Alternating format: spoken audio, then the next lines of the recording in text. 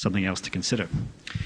The iPads are also, interestingly, here replacing other devices in cultural institutions, and this is a really interesting and emergent way that the iPad is being used. It kind of one of the best examples in market at the moment is MoMA's app in New York, and we're working with the Art Gallery of New South Wales, who were in contact with MoMA and asking them how it went, and said, "Did you put any iPad? How many iPads did you have in the gallery?" And they said, "Oh, we didn't put any in the gallery. People just bring them with them," which is clearly not the case necessarily here. We wouldn't imagine that 90% of people walking through the door are going to have iPads.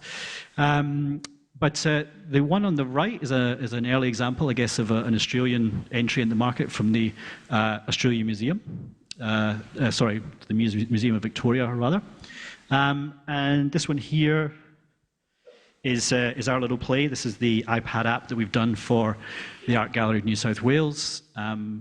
Interestingly, we put this into the gallery when the Contemporary Gallery opened earlier this year, and we didn't put it into the iTunes store. We basically sat it in the space and allowed everybody who came through to break it, to hit it with hammers and to do stuff and put jam on it or whatever they do, and watch how they've used it, so that the iTunes version that's going in next week has all that benefit of all that testing done to it.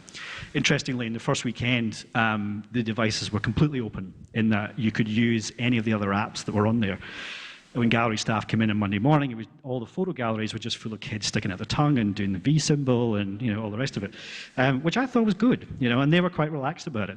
But it's been interesting to watch how devices are being used in public spaces and now taking the place of things like iPod Tours or some of those other devices that you may be familiar with when working with museums and galleries. I mean, Lee's excellent presentation earlier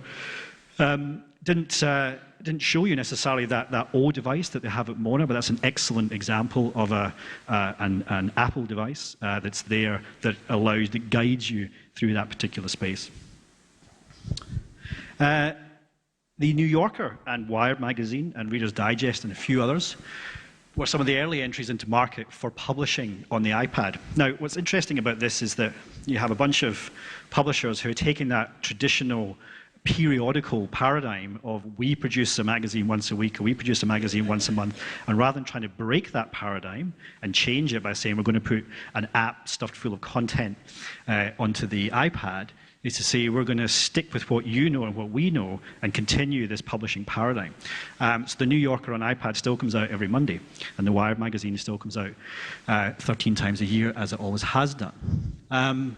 This publishing platform was originally only sort of available behind the scenes or for, I guess, a lot of money to these publishers.